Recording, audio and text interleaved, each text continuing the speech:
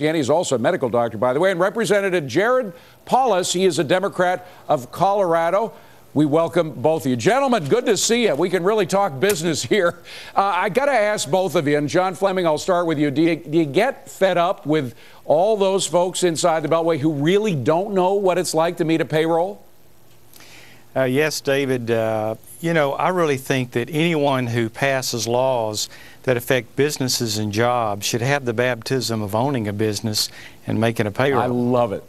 Would that were possible. Do you think there's some way to make a career in politics illegal? That is, to get rid of professional politicians. Maybe it's term limits. Maybe it's making sure that you can't be a politician unless you've had a real business. But is it possible to do that? Well, of course. Hold on a second, Mr. Polis. We'll go to you in a second. Sure. Mr. Fleming, go ahead. Well, you would be asking the lawmakers themselves to do that. So what's the chance of that happening? And I don't think that absolutely every congressman and senator should have owned a business, but I think a critical mass should. And right now, from my observation, very few have. And when they pass these sweeping laws, they really have no insight as to the impact that it's having on many lives out there. Well, and Mr. Polis, I'm going to be talking about this at the end of the show, but I know George McGovern a little bit. He was a big liberal legislator. He actually ran a business after he gave up politics and had a hell of a time.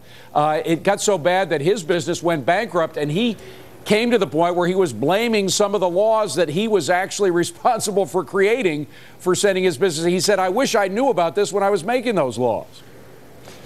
These are all valid experiences to have. I certainly bring my background as a business person, having started 9 different businesses, taking a business public every day. Different disciplines have different levels of experience. It's great to have educators in here. It's great to have a few attorneys in here. Maybe we have a few too many, but it's great to have a few. It's great to have people who have been involved with community activism. I mean, the diversity of Congress, I think, really enhances the overall institution. But, Mr. Fleming, sometimes when I listen to a Barney Frank or a Chris Dodd or even a Tim Geithner occasionally, it seems to me that the whole idea of the private sector is some kind of abstraction. It's like a philosophical concept. It's not necessarily something that's grounded in reality, where you're talking to a guy who knows what it's like to hire somebody, who knows what it's like to have to fire somebody or lay somebody off. I mean, that abstraction quality is what bothers me.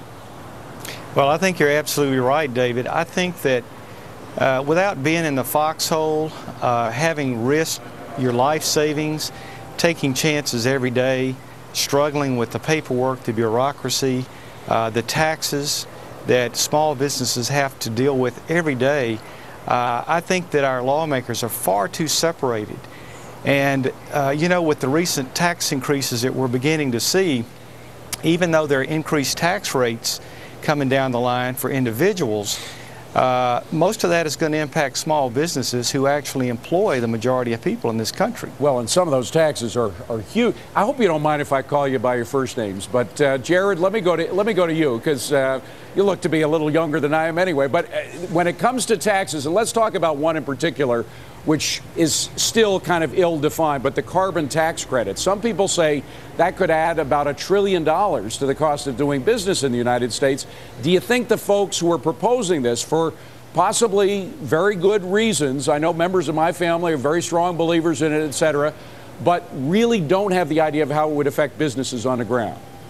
Well, I think how it affects businesses has got to be integral to how we consider the whole problem. First of all, those who agree with me, and it sounds like yourself as well, believe that global warming is a real threat and we need to do something. Then it comes to a question of what is that something? When we talk about a cap and trade system, we're using market mechanisms. There's going to be an auction for the caps, and they'll be tradable between companies, give an incentive for conserving energy. Some companies will benefit under it. Yes, there'll be winners and losers, but it's kind of a net neutral thing as long as the revenues are put back into the system. A net neutral thing. I don't see. That's what I don't get. If it's going to cost an extra $1 trillion, or even if it's $100 billion, frankly, that's still real money in my mind, Mr. Fleming.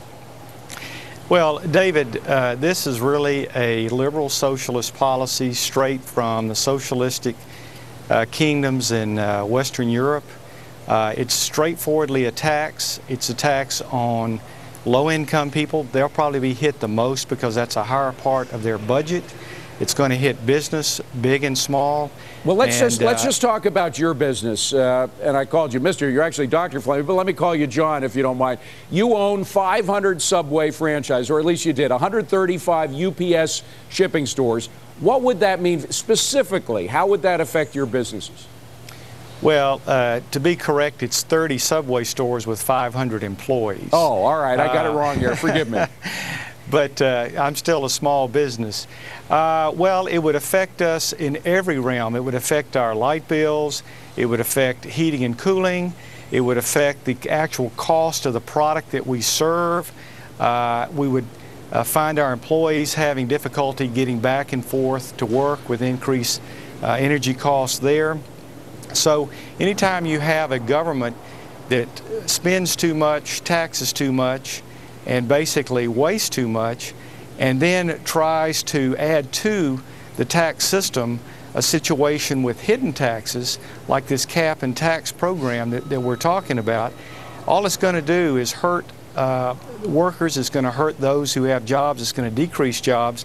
It's definitely going to hurt the small business owners. All right. Now, Jared, you asked, and I got to tell you, I'm not yet convinced that global warming is as big a problem as a lot of people think it is. I haven't. Separate discussion for us to have on another day. It's a separate discussion. We're not going to go there now. Yeah. But assuming that you do think it's something that needs to be addressed, and there is always a cost to pay for something. I mean, all the pollution controls we put in the 60s and 70s, there was a cost. Maybe in the end it was worth it, but there was a cost. How would it cost your business?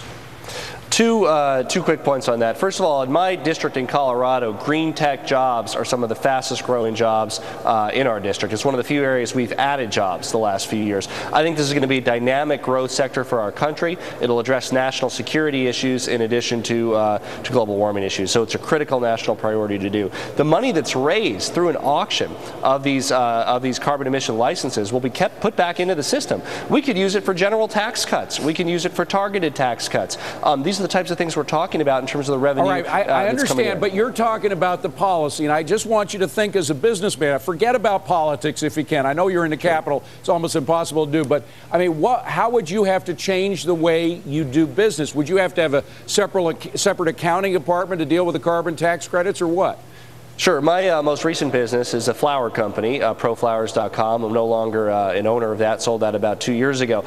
In that case, it would absolutely provide an incentive for that flower company, still exists today, to look into more energy efficient ways of doing their business. If we thought about it critically as a company and there was an incentive to do it, an economic reason to do it, we'd absolutely start making different decisions than we're making today. All right. And again, John, I got to ask you, would you have to have a separate department of accounting to deal with this, or hire more people to make sure that they were following the regs right, or what?